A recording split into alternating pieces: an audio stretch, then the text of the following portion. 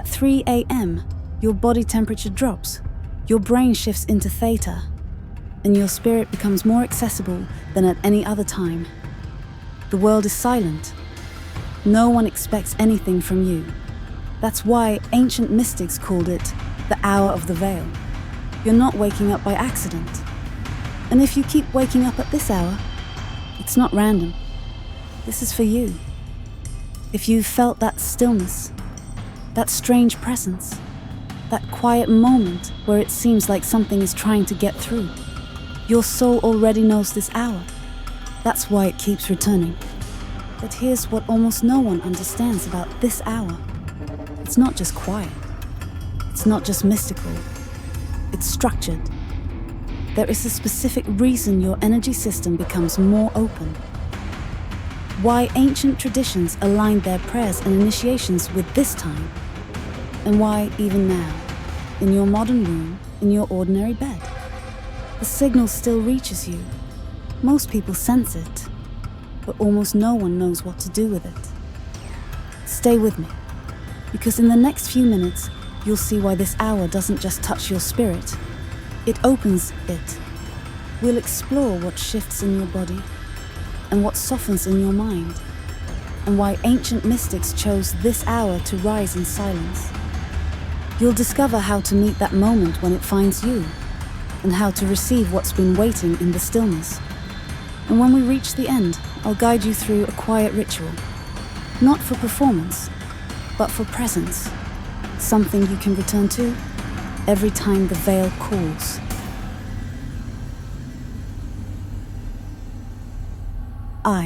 The sacred stillness of 3 a.m.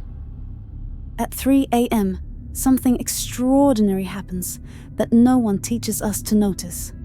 The world finally stops speaking. All the thoughts, opinions, arguments, and echoes that usually swirl through the air, they go quiet. The emails are no longer coming. The conversations have all gone still. The timelines, feeds, and broadcasts have faded into digital sleep. It is perhaps the only hour when no one is looking for you. No one expects anything from you. You're not being mirrored or measured. There is only you and whatever is beyond. Human thought fields are dormant. When billions of minds are dreaming rather than projecting, the subtle layers of reality change. You are no longer walking through other people's expectations, fears, or noise. The psychic atmosphere clears, and in that quiet something deeper is finally able to reach you. No social activity, no energetic projections, not from the office, not from your partner, not even from your own ego, which begins to soften in the dark. The performance stops, the pretending pauses, and underneath all that effort, presence emerges. This is the hour when your soul can finally exhale. The hour belongs fully to you and the divine. There are no shared calendars here, no to-do lists, no conversations waiting to be had. Only the breath, only the heartbeat, only the veil between inner and outer, so thin it barely exists. This stillness is not empty. It is sacred. And it is in this sacred stillness that the spiritual realm begins to whisper. You won't hear it with your ears. You'll feel it in your bones. A slight pressure behind the eyes. A sudden chill across your skin. A knowing that didn't come from thinking. The whisper does not come to convince. It comes to remind that you are not lost, that you are not alone, that the presence you've been searching for has been searching for you. Because at 3 a.m., the gates of noise are closed, and in that rare hush, the voice of the divine does not need to shout. It only needs enough stillness for you to remember how to hear. If something in you is waking up right now, stay close, because where this leads, most people never go. And if that resonates, you may want to subscribe. Second energetic alignment of the body. Something extraordinary is happening inside you at 3 a.m., not just spiritually, but biologically. This hour is not random. Your body has been preparing for it all along. In the deep of night, your pineal gland becomes most active. Sometimes called the seat of the soul, it quietly governs your inner cycles, tracking light, shadow, and the subtle shift of your awareness. As the world sleeps, the pineal begins its sacred work. This is when melatonin peaks in your system, a natural chemical not just for sleep but for inner vision. It doesn't just shut the eyes, it opens the inner sight. In this state, your body no longer prepares for movement. It prepares for mystery. Your brain enters its deepest currents. Theta and delta waves begin to rise. Not the sharp waves of focus, not the noise of problem solving, but the gentle wide waters of altered states. Theta is the language of dreams, memory, and imagination. Delta reaches even deeper, into healing, into formless presence. You may feel half awake, but in truth, you are in one of the most profound states the human body can enter. Your mind slows down, but your field opens up. Your breath softens, but your soul becomes vivid. Your biology prepares you, not for action, but for revelation. This alignment isn't accidental, it's ancestral, it's alchemical. It's the body opening the door before your mind even knows there's a threshold.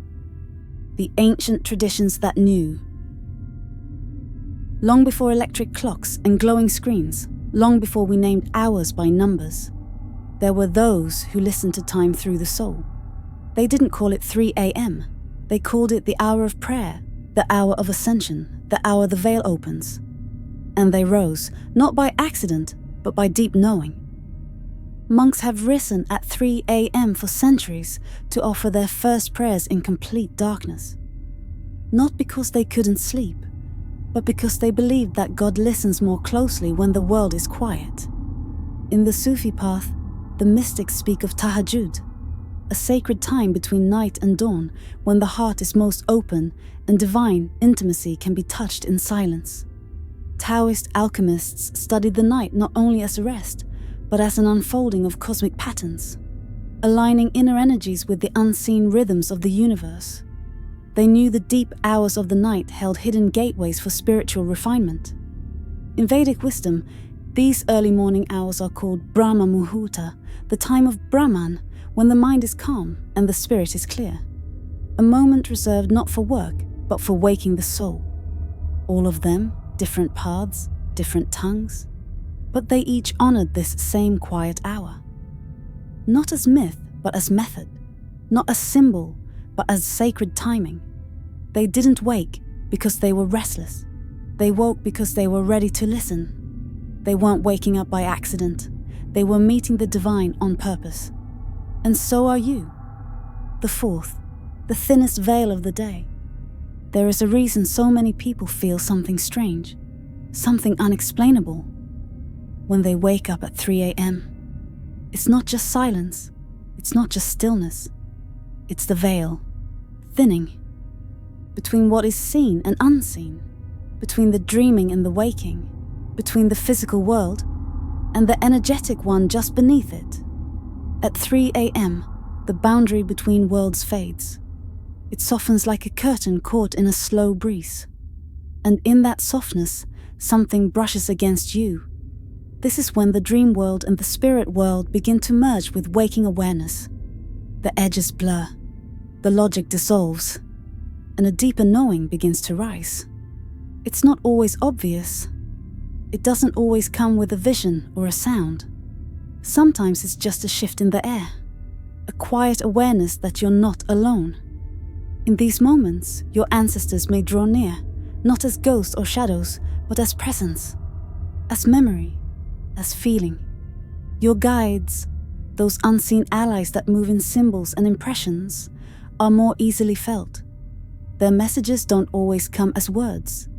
They come as nudges, as warmth, as inner shifts that seem to come from nowhere. The spirit world is not somewhere else. It's right here. But during the day, it's drowned out by noise, thought, and distraction.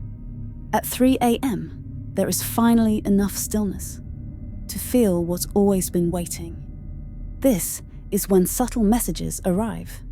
Not to shock you, but to remind you, to invite you closer.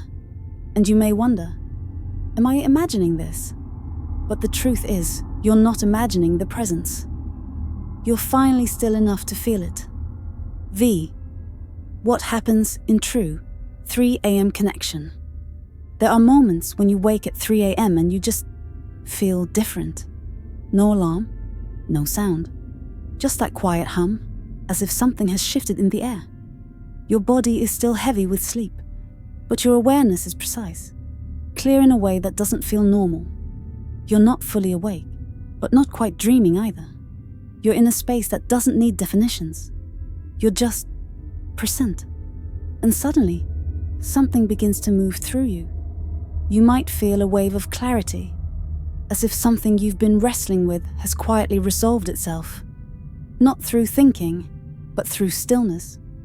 Or maybe it's not clarity. Maybe it's emotion. Not the kind that makes sense. Not tied to a story or a memory. But the kind that rises like a tide from somewhere deep and washes through the chest without asking permission. Sometimes there are tears and you don't know why. But they feel like truth. Like the body is releasing something ancient. Something that finally found a space wide enough to leave. And then, stillness. A stillness that doesn't feel empty. It feels full, held, weightless. It might last a few seconds, or it might stretch into what feels like forever, but it leaves a mark. A kind of softening that echoes long after morning returns. Sudden insight, deep peace, tears without story. These are not symptoms. They are signals. They are the soul making contact with itself. And in that space, there's nothing to do, nothing to fix, no posture to hold, no words to recite. Because this is not a ritual, it's a recognition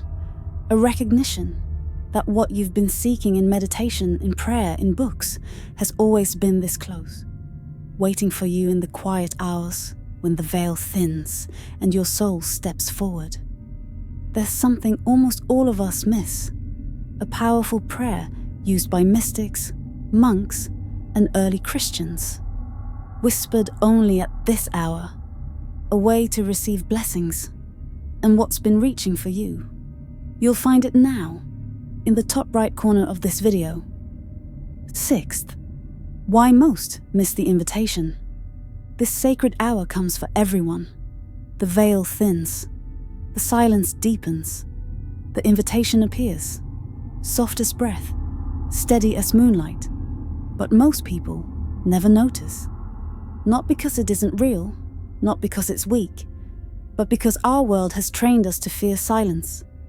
The moment we wake at 3 a.m., we reach for distraction, the glow of the phone, the endless scroll, the reflex to escape the stillness before it says something we can't control. We flood the quiet with noise, with worry, with notifications, with stories that don't belong to us, because we've forgotten how to be with ourselves when no one else is watching. We say we want clarity, we say we want guidance, but when it finally comes, wrapped in darkness, barefoot and silent, we turn away.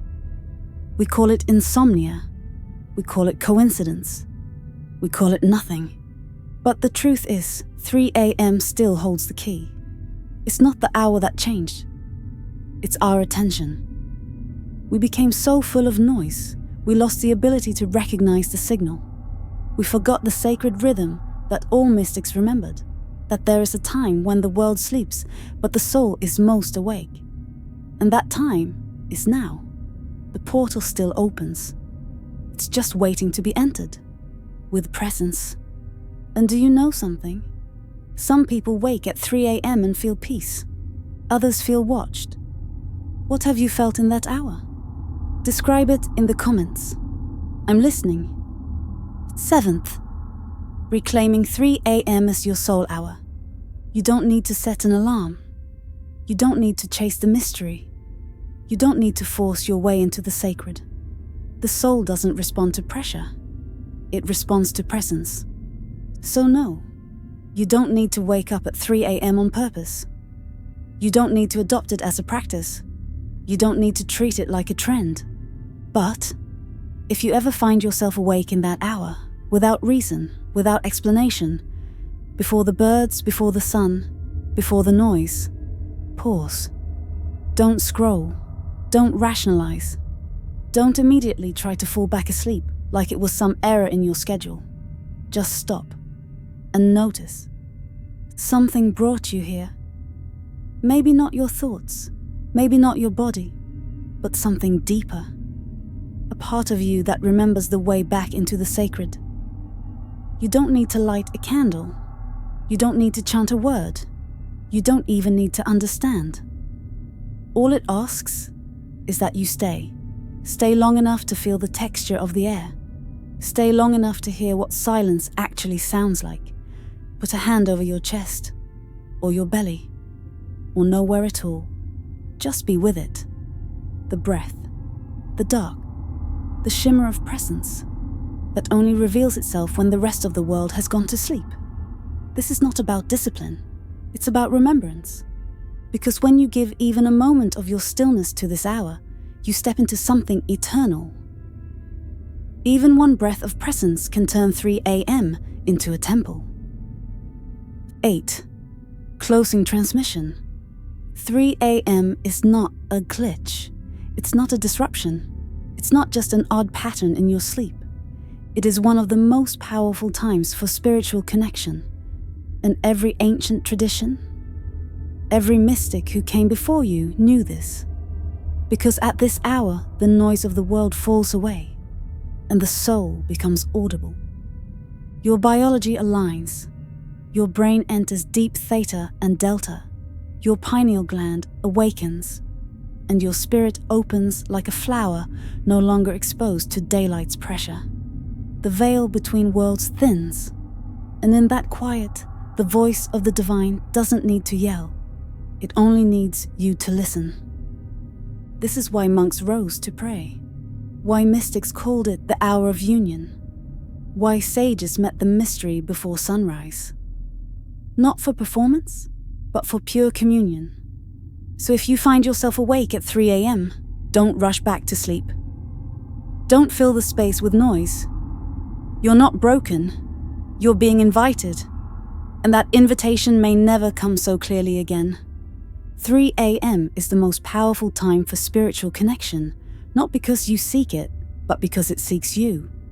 And in that seeking, a door opens, not to something outside you, but to the deepest part of who you are. Let that be your temple. Let that be your prayer. And if all you do is breathe, it is enough. You weren't called here by accident. And this won't be the last time. Subscribe, and let the next message find you.